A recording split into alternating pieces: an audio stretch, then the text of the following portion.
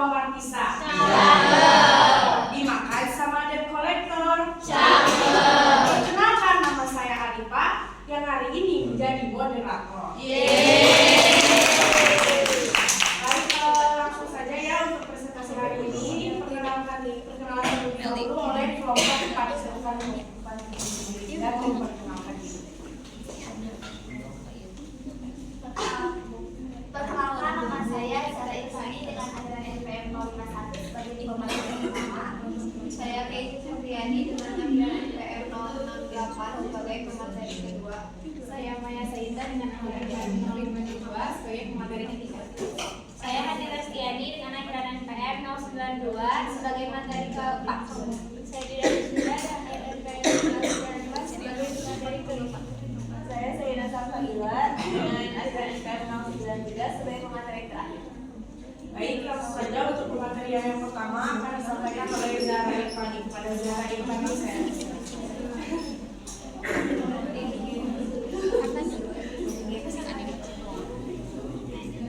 Baik, terima kasih kepada moderator yang telah mempersilakan saya untuk memaparkan materi terkait sejarah sastra angkatan dan Baik, langsung saja. Perjalanan sastra angkatan 45 ini dimulai pada tahun 1945 atau lebih tepatnya 9 Maret pada tahun 1945 atau sama dengan pengambilan kekuasaan Jepang. Tahun ini merupakan tahun yang sangat penting untuk sejarah Indonesia termasuk kesusahannya. Sejak tahun itu terjadi perubahan besar-besaran seperti revolusi kebudayaan pada tahun itu. Segala hal yang mengingatkan kebudayaan kebarat-baratan harus dihapuskan karena Jepang tidak menyukainya. Kemudian setelah itu bahasa Indonesia dijadikan bahasa resmi sebagai bahasa yang digunakan di Indonesia, seperti digunakan di kantor-kantor. Dan pada saat itu juga Pujangga Baru dihapus karena Jepang itu tidak menyukai yang kebarat-baratan, sedangkan Pujangga Baru ini memiliki bau-bau kebarat-baratan. Sastra Pujangga Baru juga dihapus karena pada saat itu Belanda, yang lebih tepatnya yang mendukung kesusastraan ini itu kalah. Kemudian setelah itu muncullah angkatan baru yang dinamakan Angkatan 45. Angkatan 45 yang didahului dengan masa transisi Jepang pada zaman itu. Angkatan 45 ini melahirkan karya sastra yang bersifat romantis realistik, berbeda dengan Pujangga Baru yang bersifat romantik idealistik.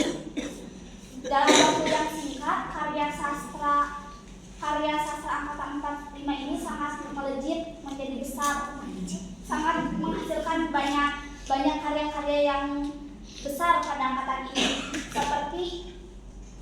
seperti Sajak-Sajak Khairul Anwar, kemudian roman Pramudia Anak Fatur atau Muhtar Lubis. Mereka ini merupakan tonggak penting dalam perjalanan sastra Indonesia, khususnya pada zaman itu. Jadi pengalaman kehidupan nyata mereka yang membuat karya-karya angkatan ini itu menjadi besar. Angkatan 45 ini rata-rata terganggu pendidikan formalnya. Jadi mereka itu rata-rata lulusan sekolah menengah terdidik ataupun generasi muda pada zamannya. Tapi tahun angkatan 45 ini sastra Indonesia menjadi menemukan identitas dirinya seperti itu. Nama angkatan 45 ini diberikan oleh Rosihan Anwar pada tahun 1945. Walaupun banyak sastrawan yang tidak setuju karena menurut mereka angkatan 45 itu tidak pantas notabene-nya lebih pantas atau suka disebut pejuang kemerdekaan Indonesia. Adapun empat sastrawan di angkatan 45 yang paling populer ini seperti Khairil Anwar yang seorang individualis dan anarkis, kemudian Arul Sani yang seorang aristokrat dan moralis, kemudian ada Idrus, beliau ini penuh dengan sinisme, dan yang terakhir ada Rival Amin, beliau ini lebih dikenal sebagai nihilis. Angkatan 45 tidak hanya kaum sastrawan saja, tetapi ada juga kaum seniman, juga kaum para musikus. Kaum seniman ini seperti Yesus Goyono ataupun Afandi. Kemudian kaum musikus ini seperti Binar Sutonggul dan Amir Pasaribu. Karya sastra pada saat itu masih diterbitkan dengan sketsa para penulis, kemudian partitur musik atau esai musik, esai lukis, esai drama, dan esai tari. Pada saat itu angkatan 45 berkembang melalui majalah-majalah. Jadi majalah-majalah ini digunakan untuk berkembangnya sastra pada saat itu.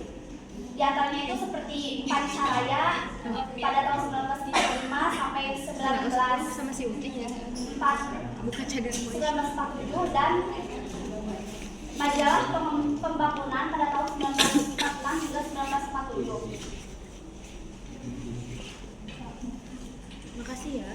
Kemudian ada aliran angkatan 45.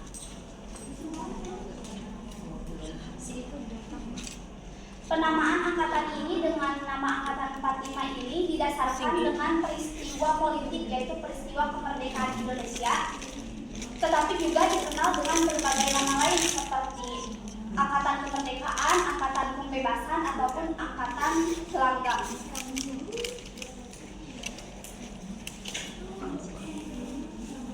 Angkatan 45 dalam kesusastraan Indonesia ini merujuk pada antara 1942 hingga 1953, di mana ada dua masa. Yang pertama itu masa ketika kemerdekaan Indonesia pada tahun 1942 hingga 1942 hingga 1945. Kemudian yang kedua pada masa setelah pemindahan Indonesia, yaitu 1945 hingga 1953. Aliran yang dominan dalam angkatan 45 ini adalah ekspresionisme. Ekspresionisme ini menekankan pemikiran dan perasaan individu, di mana penyairnya lah yang menentukan gambaran alam, bukan gambaran alam yang ditentukan oleh alam itu sendiri, seperti itu.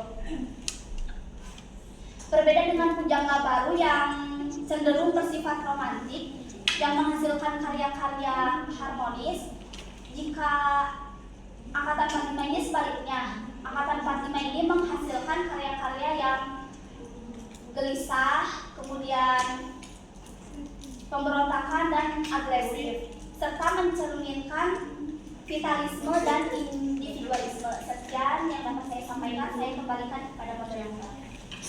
Baik, terima kasih kepada Zara Irfani yang sudah menyampaikan materi pertama. Dilanjut saja untuk materi yang kedua akan disampaikan oleh Keisha.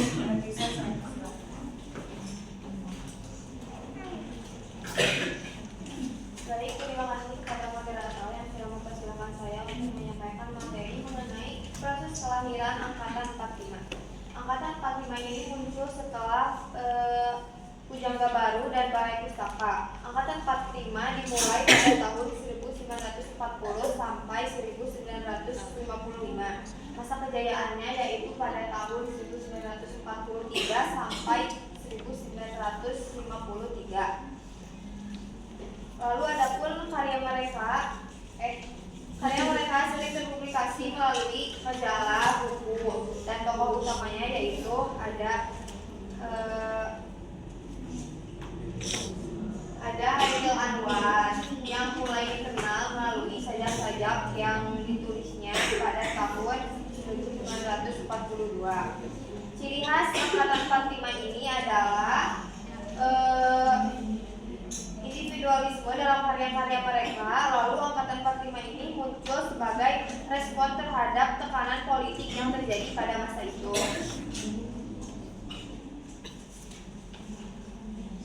Lanjut pada konsepsi Angkatan 45. Konsepsi Angkatan 45 ini tercermin dalam Surat Kepercayaan Gelanggang, di mana para sastrawan mendefinisikan karyanya, mendefinisikan diri dan budaya mereka dengan pemahaman tegas dari generasi sebelumnya, khususnya Pujangga Baru yang dipimpin oleh Sultan Takdir Ali Syahbana. Ini berfokus pada ideologi dan orientasi budaya yang berbeda, dengan kritik keras terhadap sastra lama, menjadikan Angkatan 45 sebagai generasi yang lebih dinamis, kritis, dan individualistik. Lalu Angkatan 45 ini dipengaruhi oleh kondisi politik yang terjadi pada saat itu, dan lebih realis dan naturalis, berbeda dengan kecenderungan romantis dan idealistik yang ada pada Pujangga Baru. Pengaruh sastra asing lebih dominan dan karya-karya mereka lebih ekspresif, spontan, serta mengandung unsur sinisme.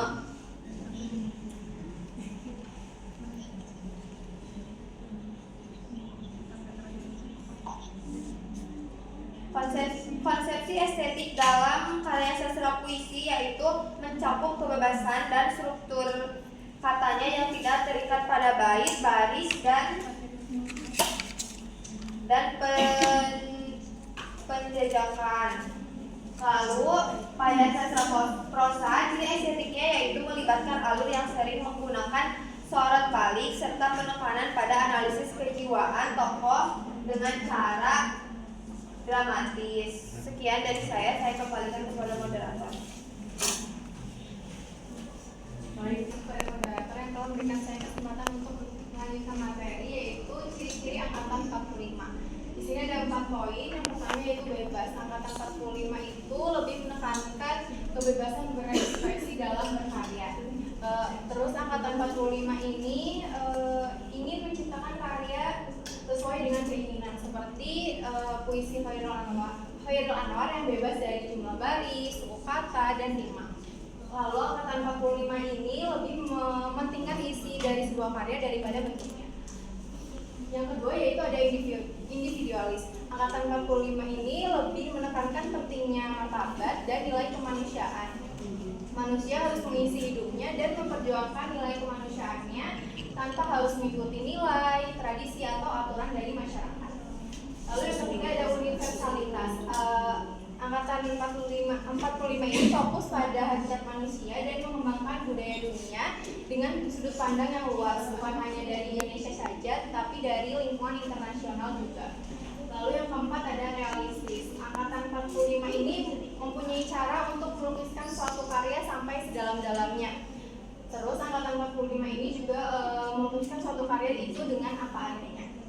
Selanjutnya ada nama lain sastra Angkatan 45. Ada 7 poin. Yang pertama Angkatan Kemerdekaan. Kenapa diberi julukan Angkatan Kemerdekaan? Karena Angkatan 45 ini lahir di masa kemerdekaan Indonesia, yaitu 17 Agustus 1945. Lalu yang kedua ada Angkatan Khairul Anwar. Diberi nama Angkatan Khairul Anwar ini karena Khairul Anwar adalah salah satu tokoh yang berpengaruh di Angkatan 45 ini dan menjadi ikon di Angkatan 45. Selanjutnya yaitu ada Angkatan Perang. Kenapa diberi julukan Angkatan Perang? Karena Angkatan 45 ini lahir di masa penjajahan Indonesia melawan Belanda. Terus yang keempat ada Angkatan setelah perang. Karena Angkatan 45 ini lahir setelah masa Perang Dunia Kedua dan Perang Kemerdekaan Indonesia. Lalu yang kelima ada Angkatan Sesudah Pujangga Baru. Diberi julukan Angkatan Sesudah Pujangga Baru karena Angkatan 45 ini lahir di gerakan sastra Pujangga Baru yang dominan pada tahun 1930-an. Lalu yang keenam ada Angkatan Pembebasan. Diberi julukan Angkatan Pembebasan karena Angkatan 45 ini lahir di masa pembebasan Indonesia dari penjajahan Belanda. Terus yang terakhir ada generasi gelanggang, diberi julukan generasi gelanggang karena Angkatan 45 ini lahir dari lingkungan gelanggang. Gelanggang yaitu suatu komunitas yang ada di Jakarta. Lanjut. Ada tokoh-tokoh Angkatan 45. Yang pertama ada Khairil Anwar. Khairil Anwar ini tumbuh dalam masa transisi penjajahan ke kemerdekaan. Penolakannya terhadap kolonialisme itu terdapat dalam salah satu karyanya yang berjudul Surat Kepercayaan Gelanggang yang menentang kebudayaan nasional yang ketinggalan zaman. Lalu yang kedua ada Asrul Sani. Asrul Sani ini tumbuh dari keluarga yang berada terpandang. Asrul Sani ini sebagai pelopor Angkatan 45. Ia mulai karir sastranya di kumpulan puisi yang berjudul Tiga Muak Takdir bersama Khairil Anwar dan Rifai Apin. Selain menulis puisi, Asrul Sani juga menulis cerpen, drama, dan esai. Ia juga terkenal di dunia teater dan film. Lanjut, yaitu ada Sultan Situmorang. Sultan Situmorang itu dikenal dengan puisi simboliknya. Setelah belajar di Jepang dan Eropa, ia mulai aktif kembali di dunia sastra dan kebudayaan. Lalu ada Idrus. Idrus itu salah satu pelopor prosa di Angkatan 45. Karya-karyanya seperti Aki dan Dengan Mata Terbuka itu dikenal dengan gaya bahasa yang sederhana dan tetapi mempunyai sindiran yang tajam. Selain menulis, Idrus juga aktif di bidang jurnalistik. Sekian yang dapat saya sampaikan, saya kembalikan kepada moderator. Terima kasih kepada moderator yang telah mempersilahkan saya untuk melanjutkan materi terkait tokoh-tokoh Angkatan 45. Tokoh yang kelima ada Rifai Apin. Dia ialah penyair di Angkatan 45, kelahiran 30 Agustus tahun 1927 di kota Padang Panjang. Beliau ialah penyair yang dikenal sebagai dari bagian Tiga Serangkai bersama Khairil Anwar dan Asrul Sani dalam kumpulan puisi Tiga Muak Takdir. Karya-karyanya terkumpul dari Dua Dunia Yang Belum Sudah tahun 1972. Karyanya juga sering dikategorikan ke dalam aliran persajakan ala Khairil Anwar yang mempunyai tema kemurungan, keresahan, dan juga kesetiaan. Lalu yang keenam ada Ahdiat Kartami Harja yang dikenal luas lewat novel ateis, kelahiran 6 Maret 1911, asal Garut. Karya-karyanya yang membuat dia dikenal sebagai penulis terkemuka seperti ateis yang saya sebutkan tadi. Terus ada Keretakan dan Ketegangan. Karya terbarunya juga ada Manifesto Khalifatullah tahun 2005 yang dimana karya tersebut memperlihatkan pertemuan antara sekularisme dan Islam dan mencerminkan perjalanan spiritualnya. Selanjutnya ada Pramudia Anand Tagore yang terkenal sebagai pengarang novel kelahiran Kota Blora 6 Februari 1925. Karya-karya novel seperti Keluarga Gerilya dan Perburuan. Lalu ada Anak Semua Bangsa dan Bumi Manusia yang dimana novel Bumi Manusia itu sudah dijadikan film. Dan ia menulis karya-karya tersebut di saat masa pengasingan selama 10 tahun. Lalu ada Muhtar Lubis yang dikenal sebagai sastrawan, jurnalis, penulis novel, dan juga cerpen. Terkenal di Indonesia dan kelahirannya 7 Maret 1922 dari Padang. Beliau dikenal dengan mengkritik para pemimpin yang termasuk novel Jalan Tak Ada Ujung, Tak Ada Esok, dan Senja di Jakarta, serta penulisan cerpen beliau yang dikumpulkan dalam Penemuan Perempuan dan Kuli Kontrak. Beliau juga menulis beberapa karya perjalanan termasuk perlawanan ke Amerika dan Indonesia di mata dunia, yang dimana karyanya ini diterjemahkan ke dalam berbagai bahasa dan dianggap sebagai salah satu pengarang besar di Indonesia. Lalu yang ke-9 ada Utuy Tatan Kartani. Dikenal sebagai pengarang asal Cianjur tahun 1920, di mana ia mulai menulis buku dalam bahasa Sunda, diantaranya roman yang berjudul Rambora. Karya-karyanya antara lain ada Bunga Rumah Makan di tahun 1948, ada Awal dan Mira di tahun 1952, Manusia Islam, lalu ada Sayang Ada Orang Lain di Langit, ada saat yang genting, dan terakhir selamat jalan anak kufur. Sekian dari saya kembalikan kepada moderator. Baik, terima kasih Akhtar Hamil sudah menyampaikan materi keempat. Dilanjutnya untuk materi yang kelima akan disampaikan oleh Dida. Pada Dida saya persilakan. Baik, terima kasih kepada moderator. Di sini saya akan melanjutkan yaitu tentang tokoh-tokoh angkatan 45, yaitu Usmar Ismail. Dia dikenal sebagai sastrawan dan juga dikenal juga sebagai sutradara film. Pada tahun 1950-an, ia mendirikan merek ini dengan karyanya yaitu Memafas Ketuhanan Sejalan. Dia juga berpendapat bahwa seni harus mengabdi kepada kepentingan nusa, bangsa, dan agama. Karya-karyanya yaitu yang pertama ada cerpen yang berjudul Permintaan Terakhir, yang kedua kumpulan puisi yang berjudul Putung Berasap, lalu ada drama yang berjudul Mutiara dari Nusa Laut. Drama ini sering dianggap sebagai salah satu karya paling berpengaruh dalam dunia sastra dan seni pertunjukan Indonesia pada masanya. Lalu selanjutnya ada El Hakim. El Hakim merupakan tokoh angkatan 45. Dia memiliki nama samaran yaitu Dr. Abu Hanita. Karyanya bernuansa ketuhanan dan kesusilaan. Karyanya juga mencerminkan semangat perjuangan dan upaya pembebasan dari penjajah. Karya-karyanya yaitu kumpulan puisi dengan berjudul Taulan di Atas Asia, novel berjudul Tak Ada Esok, dan roman berjudul Kita Berjuang.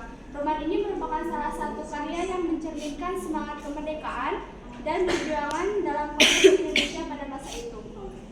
Selanjutnya ada Maria Amin. Maria Amin merupakan seorang penulis dan sastrawan Indonesia yang dikenal terutama melalui karya-karyanya di bidang sastra.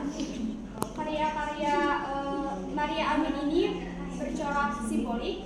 Lalu adapun karya-karyanya yaitu yang pertama cerpen dengan berjudul Permintaan Terakhir, puisi berjudul Penuh Rahasia, dan puisi berjudul Kapal Udara.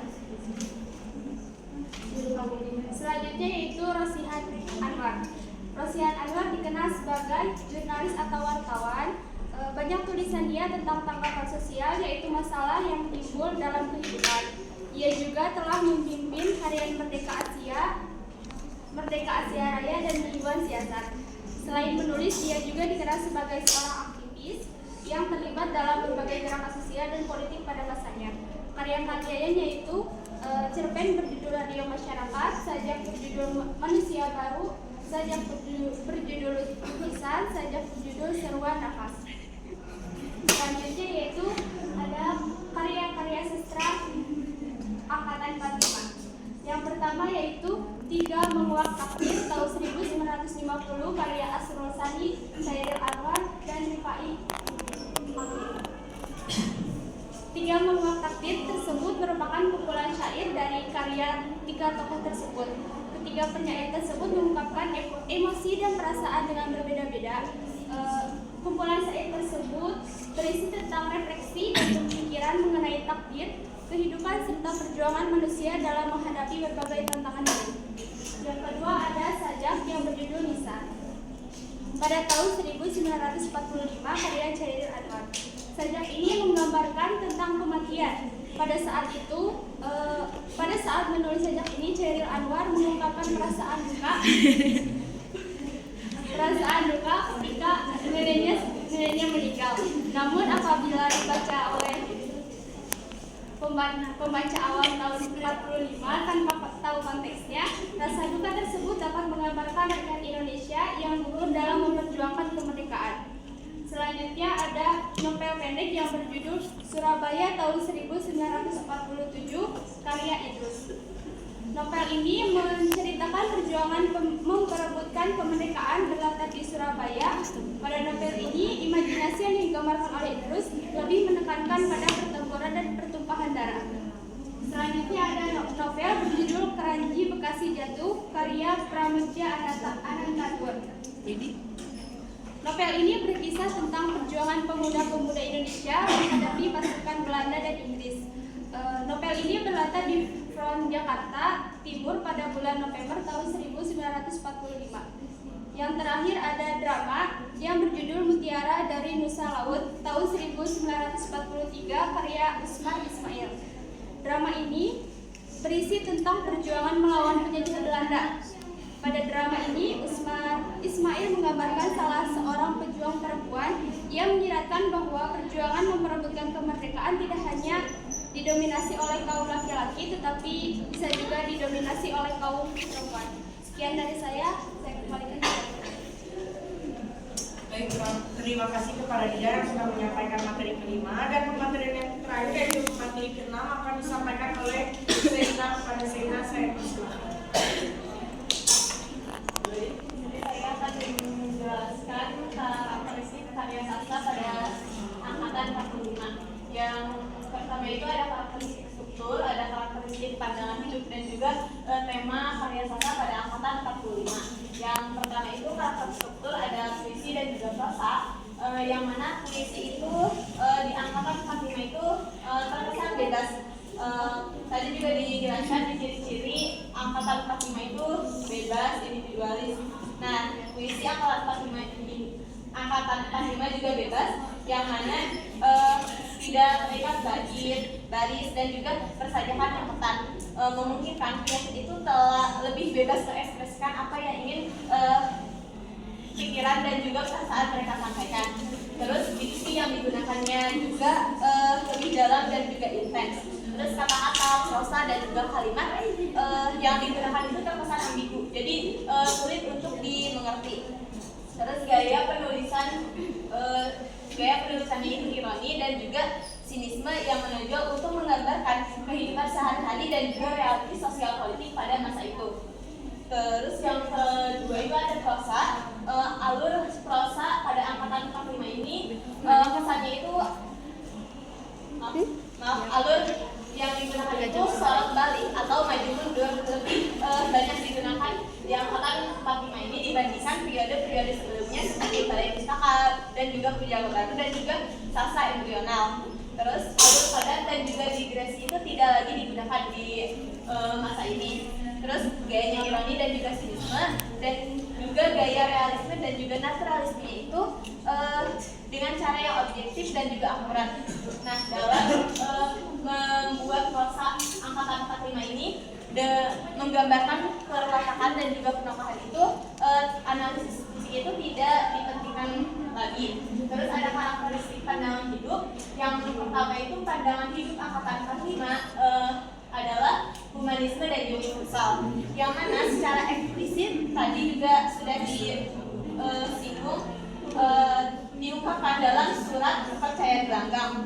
Secara implisit ditujukan pada studi mereka terhadap sastra di dunia seperti Prancis, Rusia, Amerika, dan juga Inggris.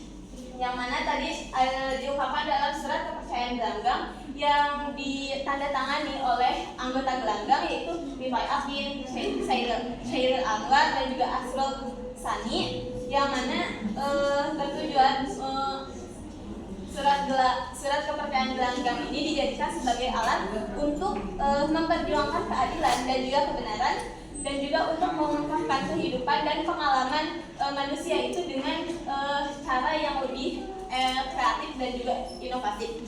Terus selanjutnya ada individualisme yang menonjol dalam genre puisi. Kesadaran akan eksistensi diri terpancar kuat dalam sajak-sajak periode ini.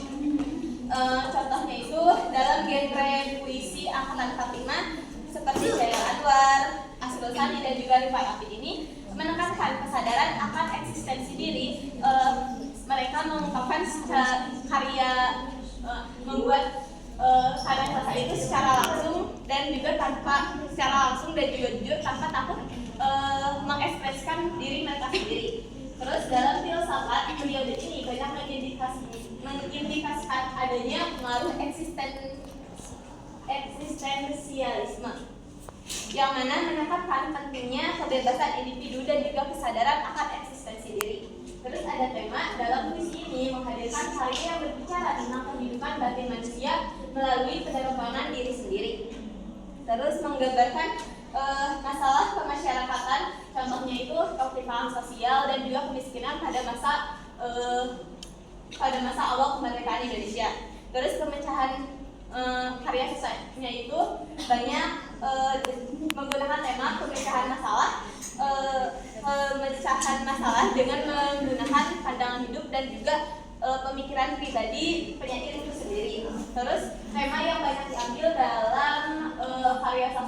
45 itu tentu saja banyak mengambil tema zaman peperangan, karena seperti yang kita ketahui angkatan 45 ini kan masa Indonesia baru saja merdeka. Jadi banyak tema yang digunakan itu pada saat kita perang melawan Belanda dan juga Jepang. Terus selanjutnya ada beberapa pendapat para tokoh tentang angkatan 45. Yang pertama itu Armijn Pane berpendapat bahwa penjaga baru itu menentang adanya angkatan 45 dan tidak menganggap ada di angkatan 45 itu tidak ada. Armijn Pane mengakui tidak adanya perbedaan yang signifikan antara angkatan penjaga baru dan juga angkatan 45. Terus ada menurut Sultan Sabri Ali Syahbana berpendapat bahwa angkatan 45 itu merupakan sambungan dari Pujangga Baru. Beliau itu melihat angkatan 45 sebagai kelanjutan dari tradisi sastra yang telah dibangun oleh Pujangga Baru.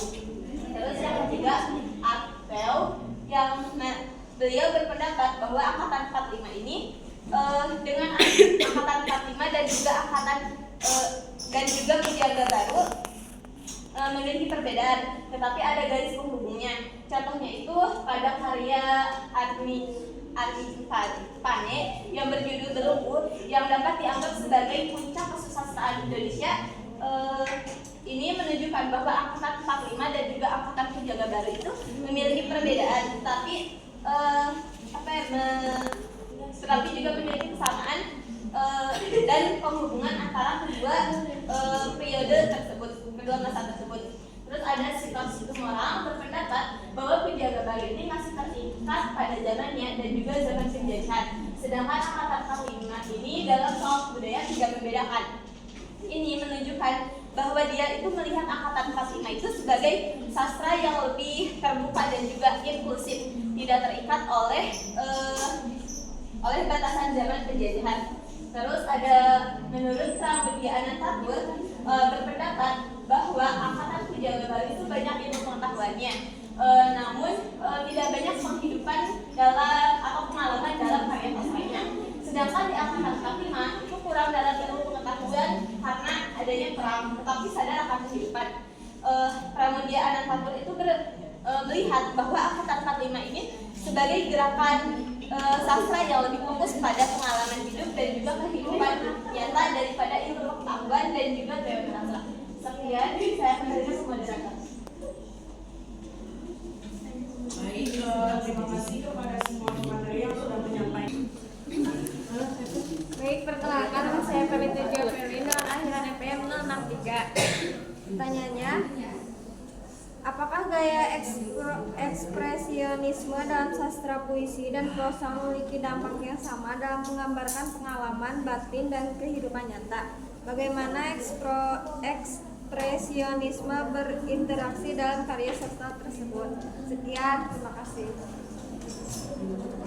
Saya Mutiara Maulani dengan akhiran EPM 071. Pertanyaannya, apakah ada karya sastra periode 45 yang dianggap kontroversial pada masa itu?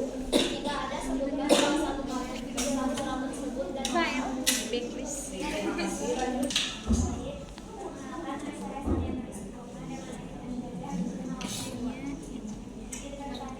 bagaimana pengaruh situasi kemerdekaan terhadap karya sastra angkatan 45 dan bagaimana penerimaan masyarakat terhadap sastra angkatan 45 pada masa itu?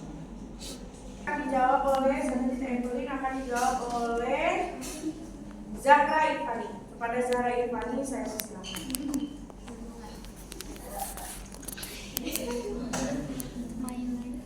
Baik, izin membacakan pertanyaannya kembali.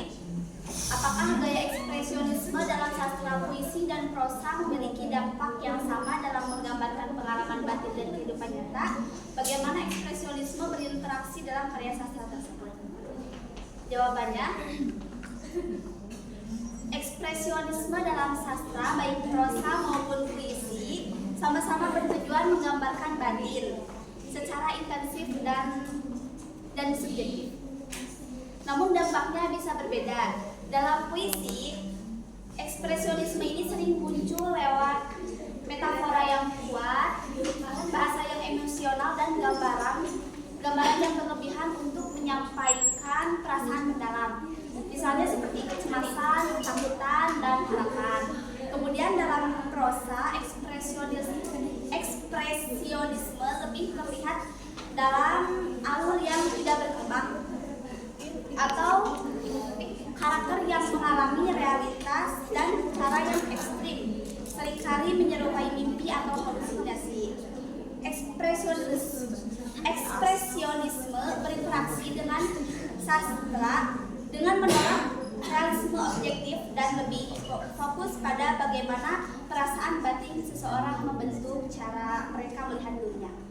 Hasilnya karya sastra ini terasa lebih intens, kemudian mendalam dan seringkali mengguncang emosi pembaca. Sekian yang dapat saya sampaikan. Saya kepada pendengar. Dari Mutia ya. Iya.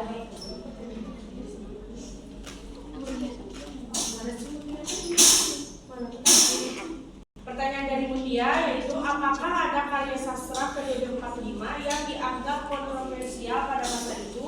Jika ada, sebutkan salah satu karya sastra tersebut dan mengapa. Akan dijawab oleh Lisa. Pada Lisa saya. Baik, saya akan menjawab pertanyaan dari Mutia. Jawabannya ada. Karya sastra tersebut berjudul Tuhan Tidak Mati karya Pramudia Ananta Toer.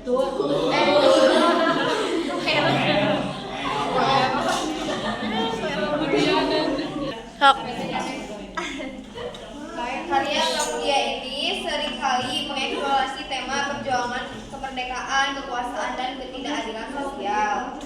Lalu karya Pramudia ini seringkali mendapat sorotan dan kritik dari berbagai pihak, baik dari pemerintah maupun masyarakat. Terutama karya ini ada keterkaitannya dalam kondisi politik dan sosial Indonesia pada saat itu. Sekian dari saya. Bagaimana pengaruh situasi kemerdekaan terhadap karya-karya sastra angkatan 45 dan bagaimana penerimaan masyarakat terhadap sastra angkatan 45 pada masa itu? Akan dijawab oleh Maya Sarita. Pada Maya Sarita. Baik, terima kasih kepada moderator yang telah memberikan saya kesempatan untuk menjawab pertanyaan dari Sania. Pertanyaannya, bagaimana pengaruh situasi kemerdekaan terhadap karya-karya sastra angkatan 45 dan bagaimana penerimaan masyarakat terhadap sastra angkatan 45 pada masa itu?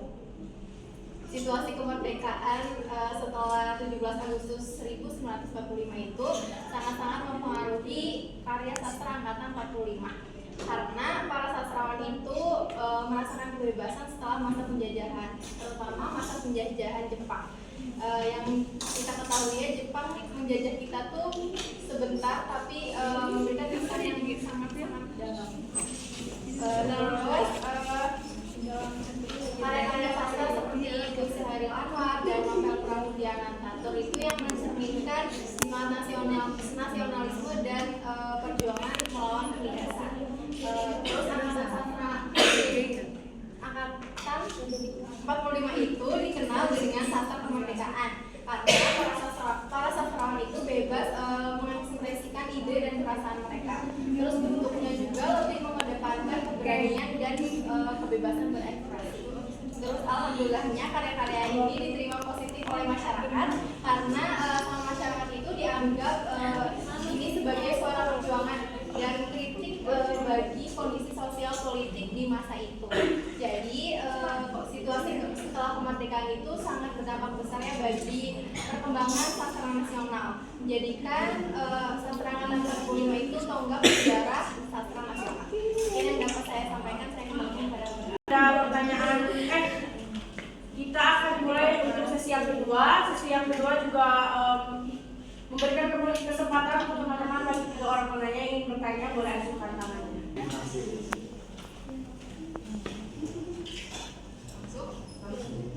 Pertanyaannya, dalam konteks sastra, bagaimana gaya pikiran yang berkembang menjadi sloganis dapat mempengaruhi pesan yang ingin disampaikan? Apakah ada kekurangan di dalam?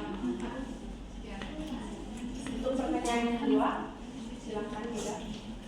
Perkenalkan, saya Mega Rahman dengan ISBN 066. Pada menjadi bagian karakteristik angkatan 45, pandangan hidup angkatan 45 yaitu humanisme universal. Untuk pertanyaannya, mengapa humanisme universal bisa dimasuk orang pendidik dalam pandangan hidup pada sastra makan Baik, perkenalkan nama saya Nikita Ardia dengan akhir NPM 058. Izin bertanya, bagaimana kritik sastra itu melihat keberlanjutan nilai-nilai yang diusung oleh sastrawan angkatan 45 dalam perkembangan sastra modern di Indonesia? Sekian dan terima kasih. Baik, bertanya pada siang kedua ini, izinkan kelompok 4 untuk mempersiapkan siapa saja yang ingin menjawab pertanyaan dari teman-teman semua. Sesi yang diskusi sudah kami laksanakan. Untuk pertanyaan pertama dari Suci, dalam konteks sastra, bagaimana gaya pemikiran yang berkembang menjadi sloganis dapat mempengaruhi pesan yang ingin disampaikan? Apa ada kehilangan kedalaman makna? Akan dijawab oleh Hani. Kepada Hani saya persilakan. Terima kasih kepada moderator. Jadi saya ulang pertanyaannya. Dalam konteks sastra, bagaimana gaya pemikiran yang berkembang menjadi sloganis dapat mempengaruhi pesan yang ingin disampaikan? Apakah ada resiko kehilangan kedalaman makna?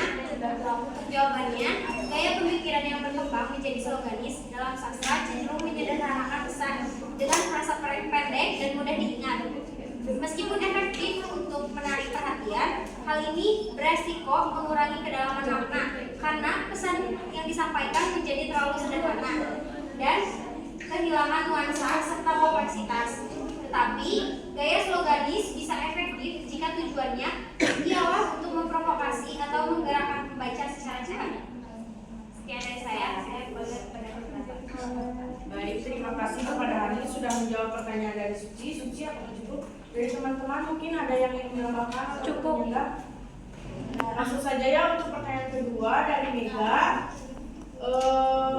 Mengapa humanisme universal termasuk ke dalam karakteristik dalam pandangan hidup pada perkembangan sastra angkatan 45? Akan dijawab oleh Dida. Kepada Dida saya.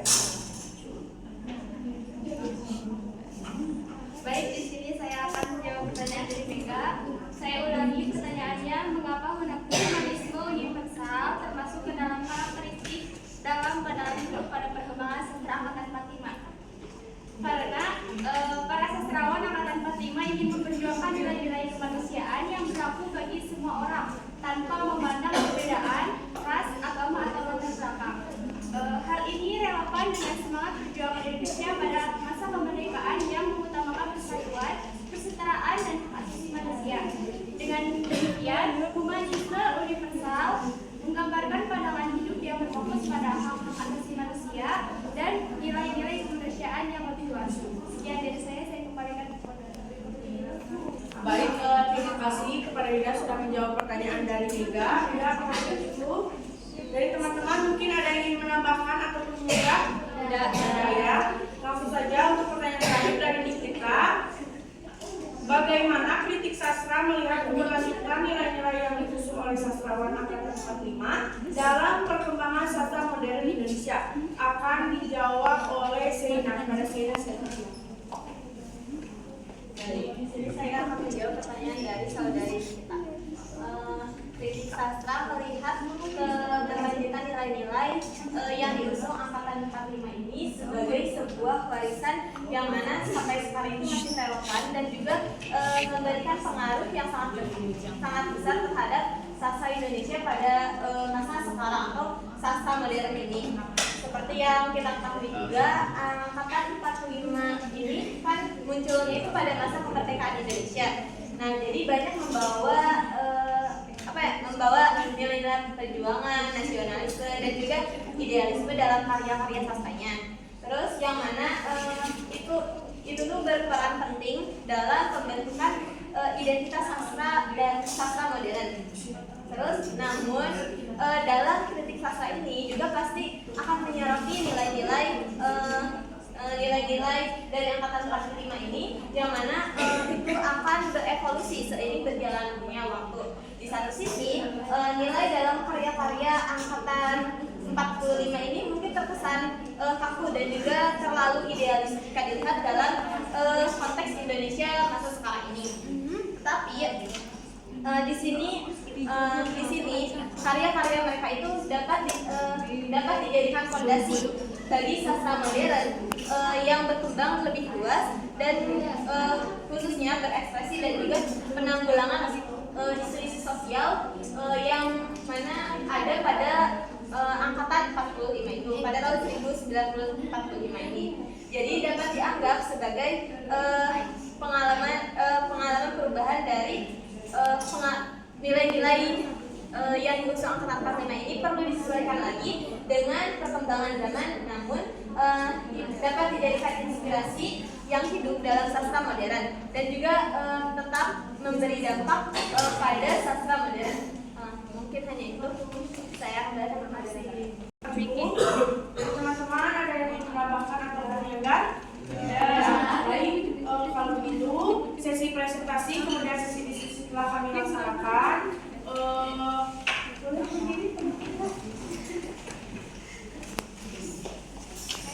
Baik, mungkin sekian presentasi dari kelompok 4. Mohon maaf apabila ada kesalahan. Wassalamualaikum warahmatullahi wabarakatuh.